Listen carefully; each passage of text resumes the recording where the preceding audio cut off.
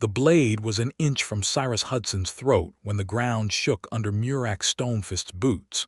He felt the cold kiss of iron against his skin, felt the rope biting into his wrists where they'd lashed him to the post outside the fallow crossing in, and he did not close his eyes.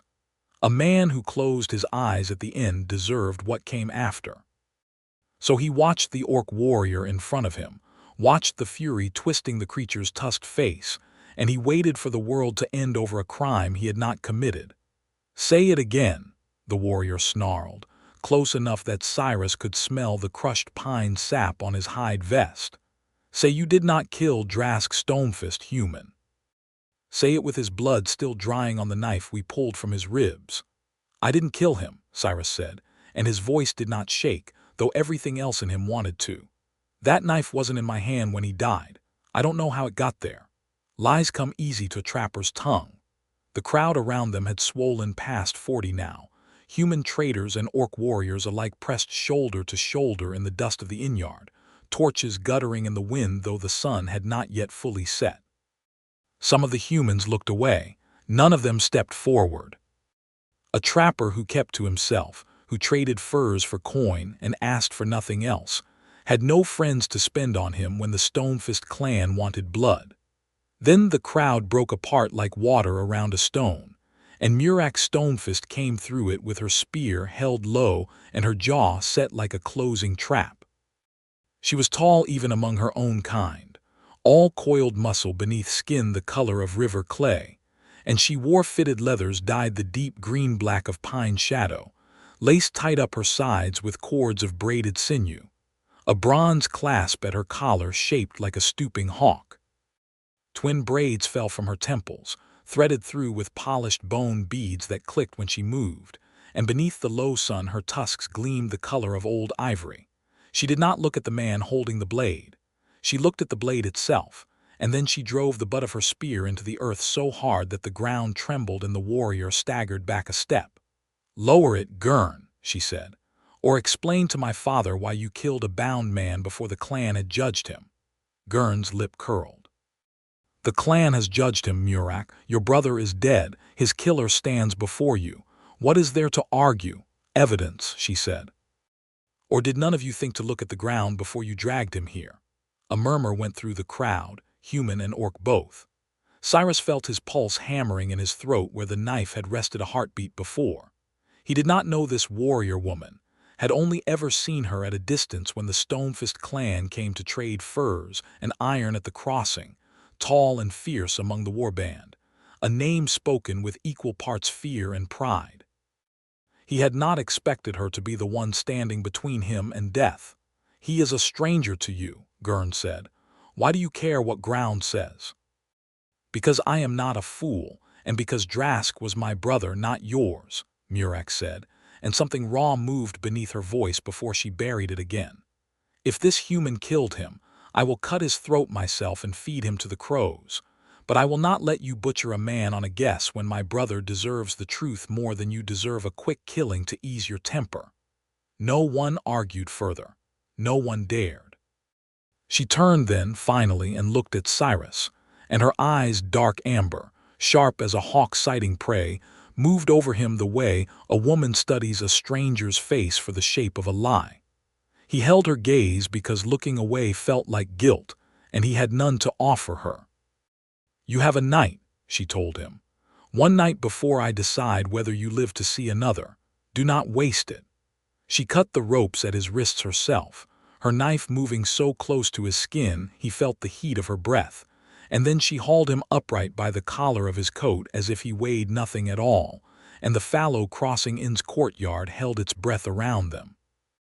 The fallow crossing inn sat where the amber road forded a shallow river before climbing into the high timber that marked the edge of Stonefist territory, and it had stood for 3 generations as the one honest patch of ground where human traders and orc clansmen could meet without drawing steel. Lord Verholt's peace treaty with the Stonefist clan was 10 years old and thinner than good parchment, held together by careful men and women who understood that trade fed more mouths than war ever had. Mara Wynne, the innkeeper, kept a fire burning in the common room every night of the year, and a rule that no weapon left its sheath under her roof, and for 10 years both sides had mostly respected it. Cyrus Hudson had come to the crossing 4 years before that, with a mule, a set of traps, and a name that was not the one his mother had given him. He sold furs to Mara for coin and to passing merchants for barter, kept his own cabin 2 hours upriver in the deep timber, and spoke to almost no one beyond what business required. The men who remembered Sir Cyrus Hollies of the Verholt Lancers believed him dead or vanished after the disaster at Grey Ford, where his commander had ordered a retreat and then sworn before the king's magistrate that the order had come from Hollies' own mouth. Cyrus had not been given a trial worth the name. He had been stripped of his spurs, his lands, his name, and sent from the capital with nothing but the clothes on his back and a bitterness he had buried so deep he sometimes forgot it was there. Hudson had been his mother's maiden name. It fit him now the way an old coat fits a man who has stopped growing. He sat that night in the loft above the inn stable, wrists still raw from the rope, and listened to the low murmur of orc voices in the yard below and did not sleep. She came for him before dawn, climbing the ladder without a sound despite her size, and crouched at the loft's edge with her spear across her knees. "You didn't run," she said. "Where would I go?" Cyrus said. "Every road out of here crosses your father's land or 100 miles of empty forest. Running is just a slower way to die, and it looks a lot more guilty." Something flickered at the corner of her mouth, not quite a smile. Most men would have tried anyway. Fear makes fools of clever men all the time. "I'm not most men." "No," Murak said, studying him in the gray half-light. "I don't think you are. Get up. We're going to where they found him." They rode out as the sun broke over the timber line. Cyrus on his own mule and Murak on a broad-shouldered warhorse the color of a storm cloud, and neither of them spoke much on the 2-hour climb into the deep woods where his traplines ran. The forest here was old growth. Black pine and silver birch crowded close over a carpet of moss and fallen needles, and the cold had a bite to it even in late summer at this elevation. Cyrus knew every deer trail and creek crossing within 5 miles of his cabin. He had walked this ground 1,000 times with a trap sack over his shoulder and nothing on his mind but the next pelt. He had never walked it with a body waiting at the end. They found the place easily enough, a hollow beside a game trail where the brush had been trampled, and dark stains still marked the moss, though someone had already carried Drask's body back to the clan camp for the burning rites. Murak dismounted without a word and crouched at the edge of the trampled ground, and Cyrus watched her jaw tighten as she looked at the place her brother had died. "I'm sorry," he said quietly. "I mean that. Whatever else you believe of me, believe that." She did not answer right away. When she did, her voice was rougher than before. "He liked you, Drask. He said the human trapper set his snares clean, no wasted suffering on the animal, and that meant something about a man's character. He talked about you more than he talked about most of the clan's own hunters." "I liked him too," Cyrus said, and it was true. The young orc scout had a quick laugh and an honest eye, had haggled hard over marten pelts and then shared his water skin afterward like the haggling had been sport, not war. "He came through here 2 days past, heading north along the ridge trail. I gave him dried venison for the walk. That was the last I saw of him." Murak's eyes came up to his face, sharp and searching. "The knife they found in him, it had your mark burned into the handle." "I know the knife," Cyrus said slowly. "It's mine, was mine. It went missing from my cabin 8, maybe 9 days back. I thought I'd simply lost it somewhere on the trapline and didn't think more of it, because losing a knife in deep woods happens to every trapper eventually." He crouched beside her, careful to keep distance, and pointed to the trampled moss. "But look here. If a man fought for his life, the ground tells you. Drask was strong, and he wasn't a boy who'd go down without marking his killer. There's no blood beyond this hollow, no drag marks from a struggle that moved. Whoever killed him did it fast from behind, likely while he knelt or crouched himself. That's not how I'd have to fight a scout half my weight advantage against. That's how a man kills someone who trusts him enough to turn his back." Murak went very still. "You're saying someone he knew did this?" I'm saying someone he didn't fear did this, Cyrus said. And I've been out on my lines every day this week with witnesses at the crossing who'll say when they saw me and when they didn't. If your clan's trackers had looked instead of reaching for the nearest human, they'd have seen the same thing I'm seeing now. For a long moment she said nothing, only looked at the ground, at the knife-shaped absence of proof, at him. Then she rose in one smooth motion, tall against the pine shadow, and something in her stance had changed. Not trust, not yet, but the crack that trust eventually climbs through. If you're lying to me, she said, I will know it before the day ends, and there will be no clan council slow enough to save you from what I do next. Fair, Cyrus said. If I'm lying, I'd deserve it. They spent the morning working the ground the way Cyrus worked any trapline, methodical, patient, reading the story the earth wanted to tell. He found a boot print half sunk in a patch of soft clay near the creek, too small and too narrow to belong to any orc warrior, the heel worn in a particular pattern he recognized from town, a merchant's boot, not a woodsman's. He found a scrap of oiled cloth caught on a bramble, the kind used to wrap ledgers against rain. Murak crouched beside him through all of it, and by midday something had shifted between them that neither said aloud. She was no longer watching him for signs of guilt. She was hunting alongside him.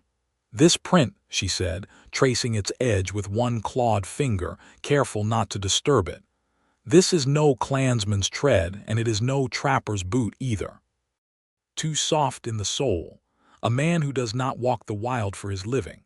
Someone from the inn, Cyrus said, feeling the cold certainty settle into his chest. Someone who does business at the crossing and knows the road well enough to find this hollow without getting lost. Murak looked up at him, and for the first time since the blade had touched his throat, there was no accusation left in her face at all. Then we go back, she said, and we find which of them wears boots like a merchant and walks like he has something to hide. They rode back into the crossing as the afternoon light slanted long and gold across the river, and the trouble was waiting for them before they'd even crossed the ford. A crowd had gathered outside the inn bigger than the night before, ugly with the particular restlessness of people who have decided on an answer and want only the satisfaction of seeing it carried out. Some were traders passing through, drawn by rumor. Some were orc clansmen who had ridden down from the war camp at word that Drask's killer still breathed. At the front of them stood a man Cyrus recognized, Aldrich Vane, the inn's ledger-keeper and the scribe who recorded every trade crossing under the treaty's terms, a soft-spoken man with ink-stained fingers who had always seemed as harmless as furniture. There, Vane called out, pointing as Cyrus and Murak rode into the yard. There he is, and see how he's charmed the chief's own daughter into riding beside him. Is that not proof enough of what kind of man we're dealing with? A silver tongue to match a bloody hand. The crowd's mood cracked open like a struck flint. Hands went to hilts. Someone threw a stone that struck the mule's flank and sent it shying sideways, and Cyrus fought to keep his seat while the crowd surged closer. And for one terrible moment, he understood that reason had left this yard entirely, and only fear remained. Murak moved her horse between him and the crowd before he had even finished steadying his mount. The next hand that reaches for steel, she said, and her voice carried over the whole yard without her needing to shout, loses that hand to my spear before it clears the sheath. This man rides under my protection until the truth is found, by my word as Stonefist's daughter, and any of you orc or human who challenges that word challenges my father's law. She swept her gaze over them, and even the biggest of the human traitors found somewhere else to look. I do not care whose company you keep or what rumors you've swallowed today. Go back to your business, or answer to me. The crowd did not disperse easily, crowds rarely do, but it thinned, muttering, edges peeling away first, and then the center following, until only Vane remained a moment longer than the rest, watching Cyrus with an expression that might have been hatred or might have been something colder and more calculating, before he too turned and vanished into the inn. That man, Murak said quietly, once the yard had emptied enough for privacy, watches you the way a snare watches a rabbit that hasn't noticed the wire yet. I noticed, Cyrus said. I don't like how he looked at us either. Inside the inn, Mara Wynne had kept a fire burning and a corner table clear for them. And though she said little, the way she pressed an extra portion of stew into Cyrus's hands and refused his coin told him where her loyalties sat. He ate slowly, aware of Murak across the table, aware of the way her presence filled the room in a manner that had nothing to do with her size and everything to do with the sheer certainty she carried in her bones. A woman who had never once doubted her own strength and had only in the last day begun to doubt something else entirely. "Why did you believe me?" he asked her, when the fire had burned low and most of the common room had emptied for the night. "Yesterday your own people wanted my throat cut and you'd lost your brother not 2 days before. Grief makes people want someone to blame. It would have been easier to let them have me." Murak turned her cup of ale slowly between her hands, looking into the fire rather than at him. "My brother trusted his eyes," she said. "He was young and sometimes foolish, but he was never wrong about a man's character, not once in his life. He liked you. He told me so more than once. If I let a mob kill you on a knife and a rumor while ignoring everything my brother believed about you, I would be spitting on his memory to satisfy my own anger. I owed him better than that." She looked up and the firelight caught gold in her dark eyes. "And you did not run, human. A guilty man runs. You stayed and looked me in the eye and told me the truth even when it would have been easier to lie." "Cyrus," he said. "My name's Cyrus, not just human." Something almost gentle crossed her face. "Cyrus," she repeated, testing the shape of it. "Murak." "I know your name," he said. "The whole crossing knows your name. Murak Stonefist, who broke 3 of Ashgrave's best warriors in single combat before she'd seen 20 summers, who your father trusts to lead the border patrols alone. They don't tell stories like that about someone easy to forget." "And what do they say about the trapper who keeps to himself and speaks to no one?" she asked, and there was something curious in it now, something that had stopped being suspicion 2 days ago and had not yet decided what to become instead. Cyrus considered lying. He had built a life on the habit of it, small omissions stacked into a wall between himself and everyone at the crossing. But her eyes were steady on him, patient in a way he had not expected from a warrior with such a fearsome name, and something in him, something that had been alone for 4 long years, simply gave way. "They say nothing," he said, "because there's nothing to say. That's how I've kept it. But my name wasn't always Hudson. I was a knight once in the king's service, before a man I trusted with my life put a lie in a magistrate's ear and let me take the blame for a retreat he ordered himself. I lost everything that mattered to that lie: my name, my lands, every man who used to call me friend. So I came out here where no one asks questions, and I set my traps and I told myself that was enough." He met her eyes. "I know what it costs to be blamed for something you didn't do. Maybe that's part of why I couldn't run from you yesterday. Running would have made me the same kind of coward that ruined my life the first time." Murak was quiet for a long moment, and then she reached across the table and set her hand broad, scarred, strong enough to break a man's wrist without effort over his own, and did not let go. "Then we are neither of us as we appear," she said. "A disgraced knight wearing a trapper's coat, a chief's daughter everyone believes fears nothing." Her thumb moved once slow across his knuckles, and he felt that small motion land somewhere far deeper than his hand. "I am afraid of very little, Cyrus Hudson. But I was afraid yesterday when I thought I might be too late to stop that blade." "You weren't too late," he said quietly. "No," she agreed and did not move her hand away. "I wasn't." They did not kiss that night. It was not yet time, and both of them seemed to know it. Some careful balance still unsettled between grief and suspicion and the fragile new thing growing in the space where those had been. But when she finally rose to return to the camp before dawn found her too far from her father's side, she paused at the door and looked back at him with an intensity that felt like a promise. "Sleep, Cyrus," she said. "Tomorrow we find the man who wears merchant's boots, and then we find out what he was truly hiding at that hollow.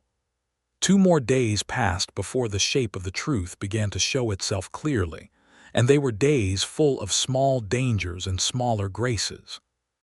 Murak stayed close to the crossing, ostensibly to watch over the investigation, but in truth, Cyrus came to understand, because leaving him unguarded felt to her like leaving a wound open to infection. They questioned every merchant who had passed through in the week before Drask's death, cross-checking boot styles and travel routes against Mara Wynn's ledgers of who had paid for room and board. Aldrich Vane's own boots, when Cyrus finally maneuvered a look at them beneath the man's desk, matched the print in the clay exactly narrow-soled, city-made, the kind no honest trapper or soldier wore on a mountain trail. But knowing was not the same as proving, and Vane was careful, always at his ledger table by daylight, always polite, always watching Cyrus and Murak with those flat, unreadable eyes. It was on the 3rd night that the real danger found them, out on the ridge trail where Drask had last been seen alive, when they went a search for the place where Vane might have met whoever he answered to. They had followed a faint trail north from the hollow, off the main road, through timber grown thick and dark, when the first arrow whispered past Cyrus's ear close enough to stir his hair. Down. Murak's voice cracked like a whip, and she was already moving, shoving him bodily behind the trunk of an old birch as a second arrow thudded into the bark where his shoulder had been a heartbeat before.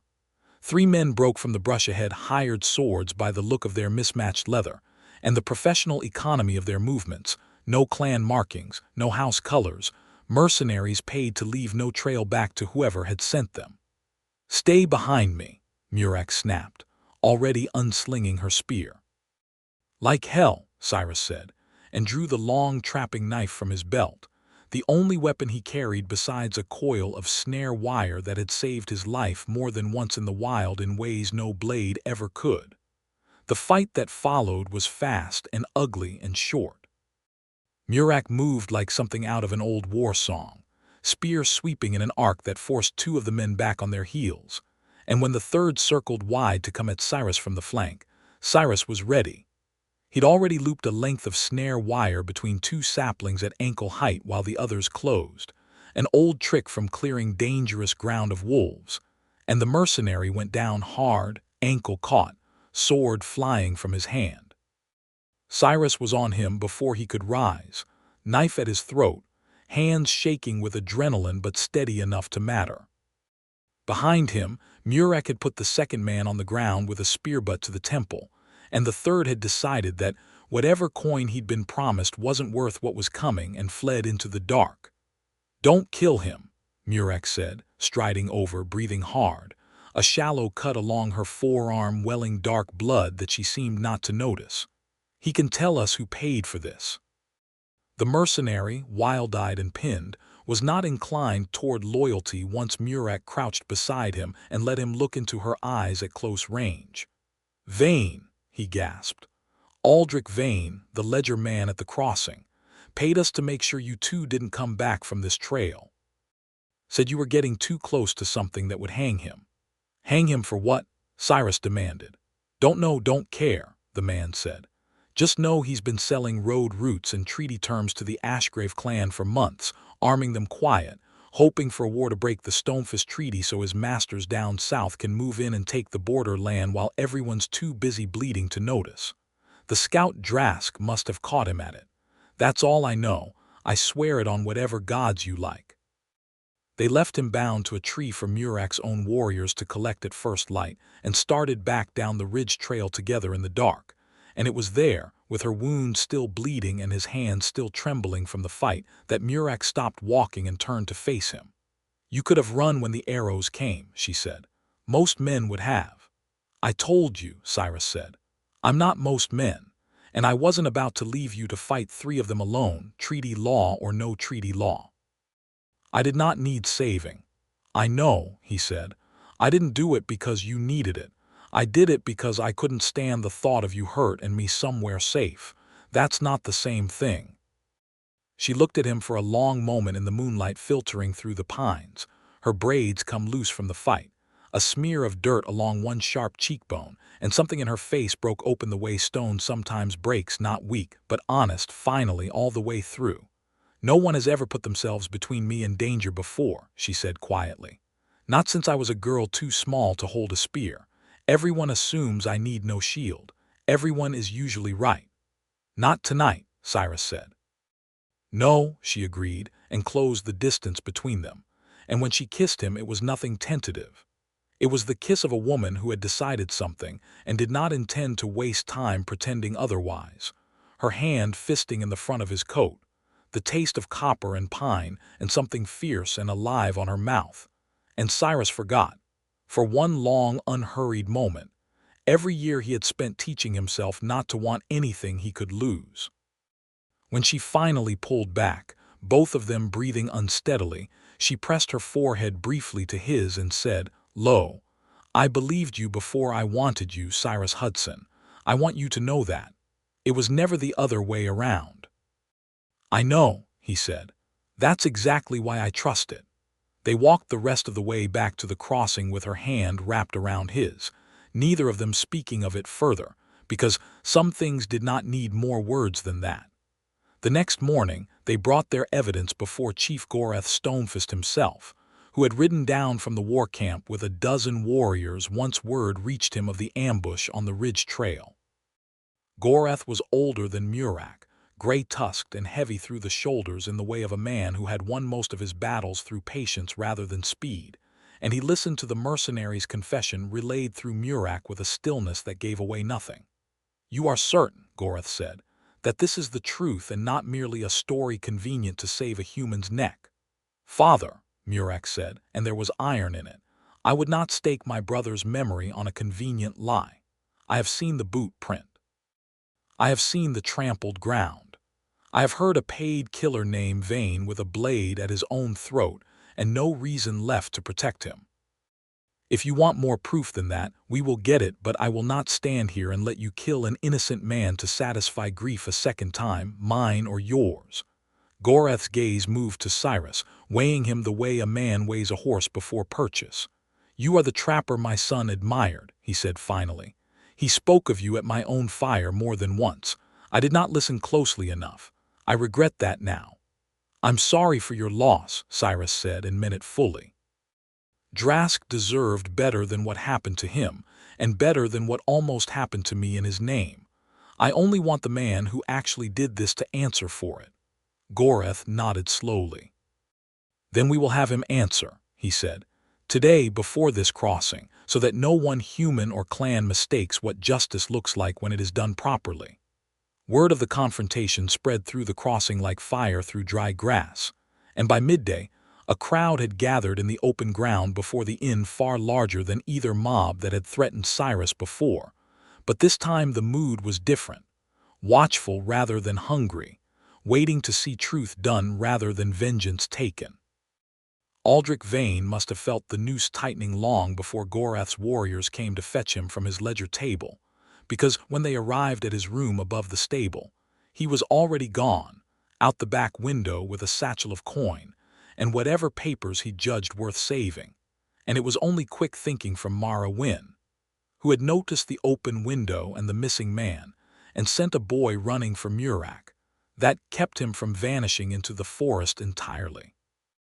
They caught him at the ford, trying to cross before pursuit could organize, and it was there, in the open ground beside the river with half the crossing's population watching from the banks, that everything came to its sharpest point. Vane had a knife. Not much of a weapon against a dozen armed orc warriors and Murak Stonefist herself, but he did not reach for the warriors when they closed in around him. He lunged instead for Cyrus, who had come with the pursuit despite Murak's sharp order for him to stay behind, and got an arm around his throat, and the knife's edge pressed hard against his jaw before anyone could stop him. "Back," Vane snarled, and his voice had lost every trace of the soft, ink-stained clerk he'd played for months. "Back, all of you, or I open his throat right here and let you all watch." The crowd froze. Murak's warriors held their spears level but did not close the distance, uncertain, and Cyrus felt the knife's edge bite just enough to draw a thin line of blood and forced himself utterly still, because any movement now might be the movement that killed him. "Let him go, Vane," Murak said, and her voice, though steady, carried an edge Cyrus had never heard in it before. Something close to panic held on the shortest possible leash. "You have nowhere to run. Every road from here is watched." "Then I'll take him with me as far as I need to," Vane said. "A hostage buys distance, buys time, and time is all I need." "No," Murak said, "it doesn't need to be him." She stepped forward, slow, both hands spread open and empty, her spear left behind in the dirt where she dropped it the instant Vane grabbed Cyrus. The whole crowd seemed to hold its breath at once. "Take me instead," she said. Cyrus tried to speak, and the knife pressed harder, silencing him. "I am the chief's daughter," Murak said, not looking away from Vane's wild eyes, her voice pitched low and even, the voice of a woman laying out terms rather than begging for one. "I am worth 10 of him to you as a hostage, and you know it. My father will move mountains to see me safe where he would not lift a finger for a trapper he only just stopped hating. Let him go, take me, and you will have real leverage instead of a man nobody but me would ransom." "Don't," Cyrus managed, around the pressure at his throat. "Murak, don't do this. Quiet," she said, and for one unbearable second her eyes flicked to his, and everything she could not say in front of 100 watching witnesses was there anyway: fear and fury, and something so tender it did not belong anywhere near a blade. "I have never asked anyone to trust me with their life before. Trust me with yours now." Vane's grip wavered, calculating. A chief's daughter was indeed worth more than a disgraced trapper nobody in that crowd had defended a week ago, worth enough leverage to buy a horse, a border crossing, perhaps even amnesty from whoever he'd been serving. Greed and desperation warred visibly across his face, and greed in the end won. "Slow," he said. "Both of you." He steps back first, hands where I can see them, and you come forward, no tricks, or I cut him before I take you anywhere. Cyrus stepped back, forced by Vane's arm, every instinct screaming against it, and Murak walked forward with her hands still spread wide, unarmed, utterly exposed, closing the distance between herself and a cornered, desperate man with a knife. And Cyrus had never in his life felt so helpless watching someone. He stopped that thought before it finished, because there was no time now for what he felt, only for what he had to do. Vane's arm shifted from Cyrus's throat to reach for Murak's wrist, and in that single heartbeat of transition, with the blade briefly pointed at nothing, Cyrus moved. He had spent 4 years reading the wilderness for the smallest tells, the flick of an ear, the shift of weight before a spring, the half-second a trapped animal takes to understand its own danger, and he read that same half-second now in Vane's shoulders. He caught the man's knife arm with both hands, wrenching it wide and away from Murak. In the same motion Murak herself lunged forward, driving her weight into Vane's chest and slamming him backward into the shallow water of the ford. The knife spun free, flashing once in the sunlight before it vanished into the current. Vane went under, came up spluttering and grasping, and found 6 spear points leveled at his throat the instant he broke the surface. Gorath's warriors closing the ring at last now that the danger to their chief's daughter had passed. Murak hauled Vane up out of the water by the collar with one hand, soaked and furious and entirely unhurt, and shoved him toward the waiting warriors without another word. Then she turned and crossed the muddy bank in 3 long strides and pulled Cyrus into her arms so hard it drove the breath from him. "Don't ever," she said, muffled against his shoulder, "ask me to trust you with something and then try to die anyway." "I wasn't trying to die," he said, holding her back just as fiercely, heedless of the wet leather soaking into his own clothes, heedless of the crowd watching every second of it. "I was trying to make sure you didn't have to be the one who paid for it." "That is the same thing, you impossible man," she said, and when she drew back to look at him her eyes were wet, though whether from the river or something else neither of them said aloud. "I offered myself for you and you turned around and risked your own throat to keep me from having to pay that price. Do you understand what that means, where I come from? Do you understand what it costs an orc warrior to let someone else carry a danger meant for her? Tell me, Cyrus said softly. It means, Murak said, that I choose you. Not because you needed saving, and not because I needed saving, but because there is no version of either of our lives now that I want to live without you standing in it. Around them, the crowd had gone quiet in the particular way crowds go quiet when they understand they are witnessing something they will tell their grandchildren about. And even Gorath, holding Vane's collar himself now with an expression carved from granite, allowed the moment its silence before he spoke. Bring him, Gorath said of Vane, and bring the girl's ledgers from his room. We will have the whole truth before the sun sets, and every soul at this crossing will hear it plainly, so that no rumor is left to poison what has already cost us enough. The truth, once it was dragged fully into the light, proved uglier and simpler than Cyrus had expected. Aldrich Vane had come to the crossing 3 years prior not as an honest scribe seeking quiet work, but already in the pay of a southern lord, Bracken Voss, who dealt in arms and land, and saw more profit in a border war than in 10 years of peaceful trade. Vane's ledgers, recovered from his hidden strongbox, told the whole sordid arithmetic of it payments to Ashgrave clan raiders to stir unrest along the treaty line. Falsified trade records meant to make the Stonefist clan look like they were cheating human merchants. And finally, when Murak Stonefist had stumbled across a hidden cache of smuggled weapons meant for the Ashgrave raiders and threatened to bring it before his father, Vane had killed him rather than let 3 years of careful treachery collapse. The knife had been simple opportunity, stolen from Cyrus's unlocked cabin during one of his own supply visits, planted at the scene because a human trapper with no allies made a far more convenient scapegoat than admitting the truth and unraveling everything Vane had built. Gorath read the ledgers aloud himself, standing before the full-gathered crossing as the sun sank low and gold over the river, and when he finished he set the papers down and looked first at Cyrus, and then, longer, at his daughter standing beside him. I owe you an apology I cannot fully pay, Gorath said to Cyrus, his voice heavy but clear enough to carry to every watching face. My grief cost you nearly your life, and it was my daughter's clearer head, not mine, that stopped it from costing you everything. The Stonefist clan does not forget such debts. From this day, Cyrus Hudson walks this crossing and this territory as a friend of my house, and any hand raised against him answers to mine.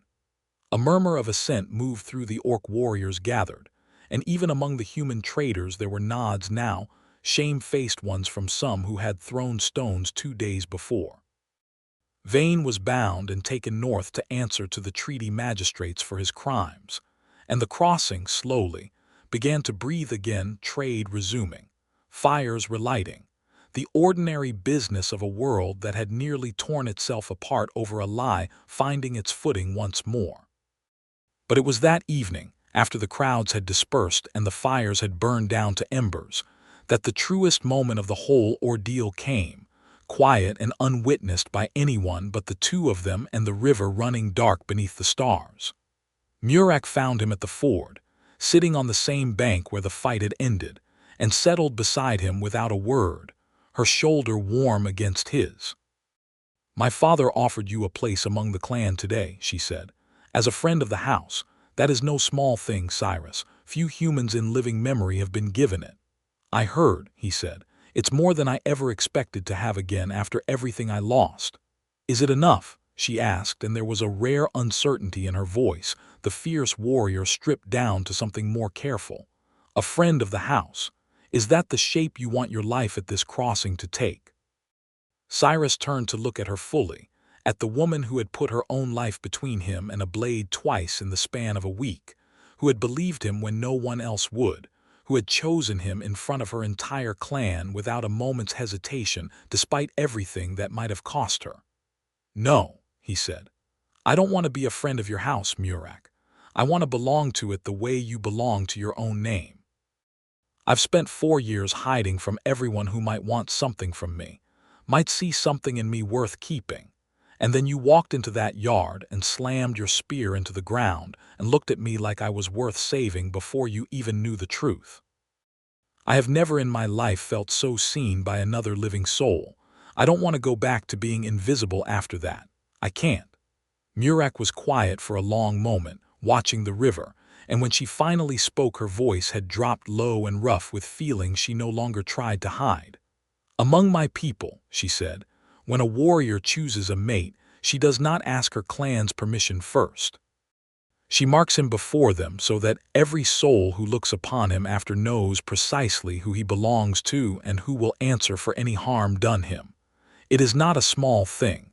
It is not undone easily, and it is not offered lightly."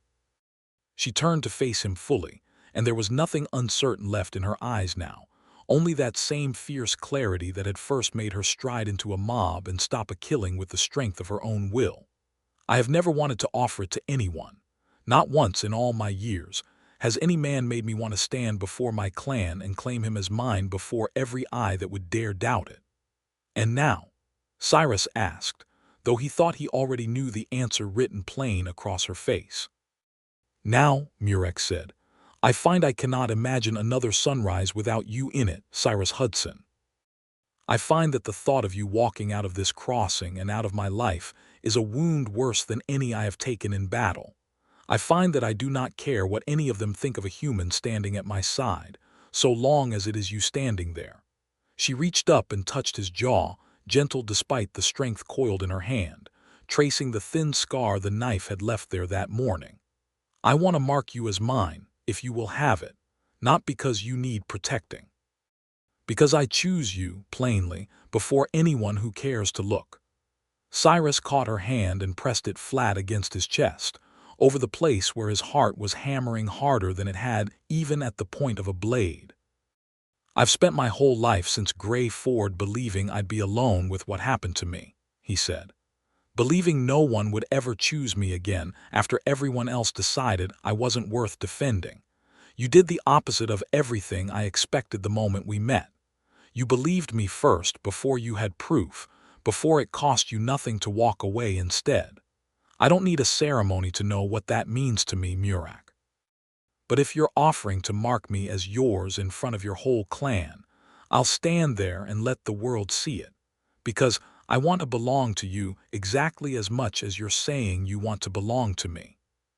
She kissed him then, slower than the first time, less like something claimed in the heat of danger and more like something chosen deliberately, with both eyes open and nothing left unspoken between them.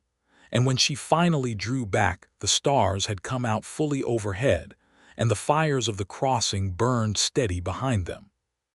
"Tomorrow," she said, her voice warm against his mouth, "I will stand before my father and every warrior of the Stonefist clan, and I will tie the claiming cord around your wrist myself, and there will be no soul left at this crossing who does not know exactly whose heart you hold." "And whose heart holds mine," Cyrus said. "Always," Murak said. "From the moment I slammed that spear into the ground and could not make myself let them kill you. I did not know it then. I know it now." The claiming took place the following evening, in the open ground before the war camp, where the Stonefist clan had pitched its hide tents along the ridge above the crossing, with the whole clan gathered in a wide circle and Chief Gorath standing at its head, and a good number of the human traitors and Mara Wynn herself walking up from the inn to bear witness, because word of everything that had happened over the past week had spread the whole length of the Amber Road by then. And no one wanted to miss what came next. Cyrus stood at the circle's center in his best coat, plain and worn but clean, feeling the weight of every eye upon him and finding, for the first time in 4 years, that he did not want to disappear from it. Murak came to stand before him in her fitted dark leathers, her braids freshly rebound with new bone beads. A length of woven claiming cord dyed the deep red of the Stonefist banner, twisted through with a single black feather that marked her own blood held ready in her hands. "Warriors of my father's clan," Murak said, her voice carrying easily over the gathered crowd, "you all knew my brother Drask, and you all know the wrong that was done to this man in his name. and the truth that was found because he would not lie even with a blade at his own throat, and because he stood between danger and me not once but twice when he owed me nothing at all for it. She looked at Cyrus, and her voice softened even as it stayed steady enough for every ear to catch. I choose Cyrus Hudson. Not as a friend of this house, not as a debt repaid, but as my mate before every one of you, so that none may ever doubt where his loyalty lies or where mine will always return. She took his wrist in her hand gentle now, though he had felt the crushing strength in that same grip, and wound the claiming cord around it 3 times, tying it with a knot that she told him afterward no one but her would ever be able to loosen without cutting the cord entirely. With this, she said, I mark you mine, Cyrus Hudson, before my clan and before the sky, and I will answer with my own life for anyone who dares to harm what is now under my protection and my heart both. Cyrus lifted his marked wrist, feeling the cord's weight settle against his skin like something far heavier than woven fiber, and found his voice steadier than he'd expected when he answered her. Then let everyone here know, he said, that I choose you back, Murak Stonefist, with everything I have left to give, which is more than I thought I had before you rode into that yard, and refused to let me die for something I never did. I spent 4 years believing I'd lost the right to matter to anyone. You gave that back to me the moment you believed me first, and I intend to spend whatever life I have left proving you were right to. The clan's roar of approval shook the ridge. Spears raised and struck against shields in the old rhythm of celebration, and even Chief Gorath, watching his daughter claim a human trapper before the assembled might of his warband, allowed himself something close to a smile. My son would have liked this, Gorath said quietly to Cyrus afterward, as the celebration fires were lit and the smell of roasting meat began to fill the ridge. He always did have a soft spot for you, trapper. I think he would say you have earned your place here twice over, once by surviving what was done to you, and once by loving my daughter well enough to stand your ground against a blade for her sake. I'll spend the rest of my life trying to be worthy of both, Cyrus said, and meant every word of it. Later, when the fires had burned low and most of the clan had drifted toward sleep or drink, Murak drew him away from the noise, up along a quiet stretch of ridge where the whole valley opened below them, the crossings lights small and warm in the darkness, the river a thread of silver under the moon. I used to think, she said, leaning into him, his arm settled naturally around her shoulders now as if it had always belonged there, that needing anyone was a weakness I could not afford. My father raised me to be strong enough that no one's absence could break me. I built my whole self around never letting anyone matter enough to hurt me if they left. And now, Cyrus asked. Now I think I was wrong, Murak said. Strength was never about needing no one. It was about choosing someone worth the risk of needing and trusting they would choose you back. She turned her face up to his, the claiming cord bright even in the dim light where it wound around his wrist, tangled now with his fingers where their hands had found each other without either of them quite noticing. You are worth that risk, Cyrus Hudson. You were worth it the moment I saw you refuse to lie even at the edge of a blade. I will spend however many years the gods grant us proving that I chose correctly. You already have, he said. Every day since that first night, I've spent my whole life feeling like something people discard when it's convenient. You looked at me and saw someone worth defending before you even had proof I deserved it. I don't think I'll ever stop being amazed by that. Get used to it, Murak said, a smile finally breaking fully across her face, fierce and warm all at once. I intend to keep choosing you, Cyrus, every single day, for as long as we both draw breath. That is not a debt I intend to stop paying. He kissed her then, slow and unhurried under the wide mountain sky, with the cord binding his wrist to her claim and his heart already bound far deeper than any woven fiber could reach. And below them the fallow crossing inn's lights burned steady against the dark, the treaty road safe again, the truth finally set right. And for the first time in more years than he cared to count, Cyrus Hudson did not feel like a man hiding from his own life. He felt entirely and at last like a man who had finally been found. They stood together on that ridge a long while, saying little more, because there was little left that needed saying.